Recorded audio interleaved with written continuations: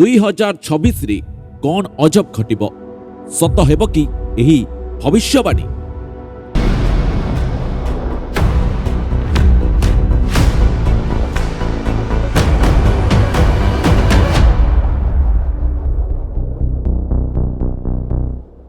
ବର୍ଷ ପରେ ବର୍ଷ ଆସୁଛି ଆଉ ଯାଉଛି, କିନ୍ତୁ ଭବିଷ୍ୟତକୁ ନେଇ ଆମ ମନରେ ଥିବା ପ୍ରଶ୍ନ ସବୁବେଳେ ରହୁଛି। ଆଗକୁ କଣ ହେବ? ଆମ ଦୁନିଆ କେଉଁଆଡ଼େ ଯାଉଛି?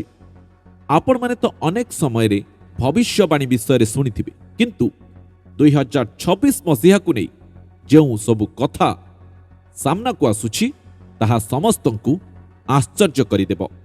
ହଁ ଦର୍ଶକ ବନ୍ଧୁ, ତେବେ କଣ 2026 ପାଇଁ କରାଯାଇଥିବା ଏହି ଭବିଷ୍ୟବାଣୀ ଗୁଡ଼ିକ ସତ ହେବାକୁ ଯାଉଛି? ବିଭିନ୍ନ ଭବିଷ୍ୟବକ୍ତାଙ୍କ ନାମରେ ପ୍ରଚାର ହେଉଥିବା କଥା ଅନୁସାରେ ଆଗାମୀ ବର୍ଷ ମାନବ ସଭ୍ୟତା ପାଇଁ ଏକ ବଡ଼ ମୋଡ଼ ଆଣିପାରେ। ଦାବି କରାଯାଉଛି ଯେ ଏକ ଅଜଣା ଓ ଭୟଙ୍କର ଘଟଣା ସାରା ବିଶ୍ୱକୁ ସ୍ତବ୍ଧ କରିଦେବ ବୋଲି ବହୁ ଆଗରୁ ସଂକେତ ଦିଆଯାଇଥିଲା।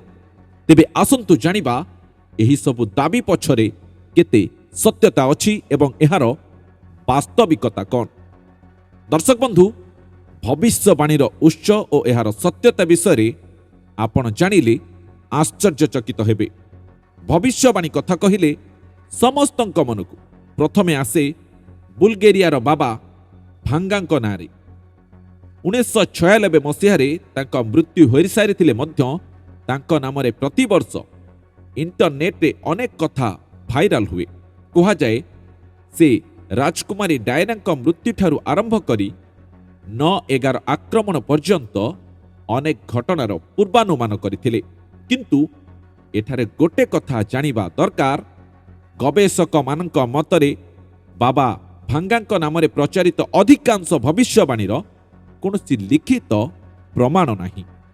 ଏଗୁଡ଼ିକ ମୁଖ୍ୟତଃ ଲୋକଙ୍କ ମୁହଁରୁ ଶୁଣା କଥା ଏବଂ ପରେ ତାଙ୍କ ନାମରେ ଯୋଡ଼ି ଦିଆଯାଇଥିବା ବ୍ୟାଖ୍ୟା ମାତ୍ର।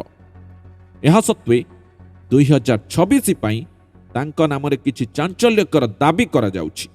ହଁ ଦର୍ଶକ ବନ୍ଧୁ, ଯାହା ସାରା ଦୁନିଆରେ ଆଲୋଚନାର ବିଷୟ ପାଲଟିଛି। ଆସନ୍ତୁ ସେହି ଦାବିଗୁଡ଼ିକ ଗୋଟି ଗୋଟି କରି ଦେଖିବା। ବିଶ୍ୱଯୁଦ୍ଧର ଆଶଙ୍କା କେବଳ ଏକ ଗୁଜବ ନା ଆଉ କିଛି? ଦର୍ଶକ ବନ୍ଧୁ, ସବୁଠାରୁ ଭୟଙ୍କର ଦାବି ହେଉଛି 2026 ମସିହାରେ ଏକ ବଡ଼ ଯୁଦ୍ଧ ଆରମ୍ଭ ହୋଇପାରେ। କୁହାଯାଉଛି ଯେ ଏହି ଯୁଦ୍ଧ ପୃଥିବୀର ବଡ଼ ଶକ୍ତିମାନଙ୍କ ମଧ୍ୟରେ ହେବ ଏବଂ ଧୀରେ ଧୀରେ ଏହା ପୁରା ବିଶ୍ୱକୁ ନିଜ କବଳକୁ ନେଇଯିବ। ଆଜିକାଲି ଚାଲିଥିବା ରୁଷ ୟୁକ୍ରେନ ଯୁଦ୍ଧ ଏବଂ ଚୀନ ତାଇୱାନ ମଧ୍ୟରେ ଥିବା ତିକ୍ତତାକୁ ଲୋକେ ଏହି ଭବିଷ୍ୟବାଣୀ ସହିତ ଯୋଡୁଛନ୍ତି। ଦର୍ଶକ ବନ୍ଧୁ, ଟିକେ ଭାବି ଦେଖନ୍ତୁ, ଏହି ଭବିଷ୍ୟବାଣୀଟି କେତେ ଅସ୍ପଷ୍ଟ। କେଉଁ ଦେଶମାନଙ୍କ ଭିତରେ କେବେ ଆଉ କେମିତି ଯୁଦ୍ଧ ହେବ ସେ ବିଷୟରେ କୌଣସି ଠୋସ୍ ସୂଚନା ନାହିଁ। ଏହାକୁ ଏକ ସାଙ୍କେତିକ ଚେତାବନୀ ଭାବେ ନିଆଯାଇପାରେ, କିନ୍ତୁ ଏହା ଏକ ନିଶ୍ଚିତ ଘଟଣା ବୋଲି ଭାବିବା ଠିକ୍ ହେବ ନାହିଁ। ଆଉ ଏକ କଥା ହେଉଛି ଆର୍ଟିଫିସିଆଲ ଇଣ୍ଟେଲିଜେନ୍ସ, ଏଆଇ। ଏଆଇ ଏକ ବରଦାନ ନା ଅଭିଶାପ? ଆଉ ଏକ ଚର୍ଚ୍ଚିତ ଦାବି ହେଉଛି ଆର୍ଟିଫିସିଆଲ ଇଣ୍ଟେଲିଜେନ୍ସ ବା ଏଆଇକୁ ନେଇ। କୁହାଯାଉଛି ଯେ 2026 ସୁଦ୍ଧା ଏଆଇ ମଣିଷର ନିୟନ୍ତ୍ରଣ ବାହାରକୁ ଚାଲିଯିବ। ଏହା ନିଜେ ନିଷ୍ପତ୍ତି ନେବା ଆରମ୍ଭ କରିବ ଏବଂ ମଣିଷ ସମାଜ ଉପରେ ନିଜର ଆଧିପତ୍ୟ ଜାହିର କରିବ। ତେବେ ଏହି କଥାରେ କେତେ ସତ ଅଛି ଆଜି ଆମେ ଦେଖିବା। ଆଜି ଆମେ ଦେଖୁଛନ୍ତି ଯେ କେତେ ବଡ଼ ବଡ଼ କମ୍ପାନୀମାନେ ଏଆଇକୁ ବ୍ୟବହାର କରୁଛନ୍ତି। ଏହା ଆମ ଜୀବନକୁ ସହଜ କରୁଛି, କିନ୍ତୁ ଏହାର ଭୁଲ ବ୍ୟବହାରକୁ ନେଇ ବିଶେଷଜ୍ଞମାନେ ମଧ୍ୟ ଚିନ୍ତା ପ୍ରକଟ କରୁଛନ୍ତି। ତଥାପି ଏଆଇ ମଣିଷ ଉପରେ ରାଜ କରିବାର ଦାବି ବର୍ତ୍ତମାନ ପାଇଁ କେବଳ ଏକ ବୈଜ୍ଞାନିକ ପରିକଳ୍ପନା ବା କଳ୍ପନା ପରି ଲାଗୁଛି। ଦର୍ଶକ ବନ୍ଧୁ, 2026କୁ ନେଇ ଭବିଷ୍ୟବାଣୀ ଭିତରେ ଆଉ ଏକ କଥା ହେଉଛି ପ୍ରକୃତିର ତାଣ୍ଡବ ଓ ଏଲିୟନଙ୍କ ଆଗମନ। 2026ରେ ଭୟଙ୍କର ଭୂମିକମ୍ପ, ଜ୍ୱାଳାମୁଖୀ ଉଦ୍ଗୀରଣ ଏବଂ ଜଳବାୟୁ ପରିବର୍ତ୍ତନ ଯୋଗୁଁ ଭୟାନକ ପ୍ରାକୃତିକ ବିପର୍ଯ୍ୟୟ ଆଶଙ୍କା ମଧ୍ୟ କରାଯାଉଛି। ଆଉ ସବୁଠାରୁ ଆଶ୍ଚର୍ଯ୍ୟଜନକ ଦାବି ହେଲା 2026 ମଣିଷ ପ୍ରଥମ ଥର ପାଇଁ ପରଗ୍ରହୀ ଜୀବ ବା ଏଲିୟନଙ୍କ ସହ ଯୋଗାଯୋଗ କରିପାରେ। କୁହାଯାଉଛି ଯେ ଏକ ବିରାଟ ମହାକାଶଯାନ ପୃଥିବୀର ବାୟୁମଣ୍ଡଳରେ ପ୍ରବେଶ କରିବ। ଏହି ଦାବି ସମ୍ପୂର୍ଣ୍ଣ କାଳ୍ପନିକ ଏବଂ ଏହାର କୌଣସି ବୈଜ୍ଞାନିକ ଆଧାର ଆଦୌ ନାହିଁ। ବୈଜ୍ଞାନିକମାନେ ଏପର୍ଯ୍ୟନ୍ତ ପୃଥିବୀ ବାହାରେ ଜୀବନ ଥିବାର କୌଣସି ଠୋସ୍ ପ୍ରମାଣ ପାଇନାହାନ୍ତି। ଏହି ସବୁ ଭବିଷ୍ୟବାଣୀ ଶୁଣିବା ପରେ ଆପଣଙ୍କୁ କ'ଣ ଲାଗୁଛି? ଏଗୁଡ଼ିକ କ'ଣ କେବଳ ମନଗଢ଼ା କାହାଣୀ, ନା ଏହା ପଛରେ କିଛି ସତ ଥାଇପାରେ? ଆପଣଙ୍କ ମତାମତ ଆମକୁ କମେଣ୍ଟ ବକ୍ସରେ ନିଶ୍ଚୟ ଜଣାନ୍ତୁ।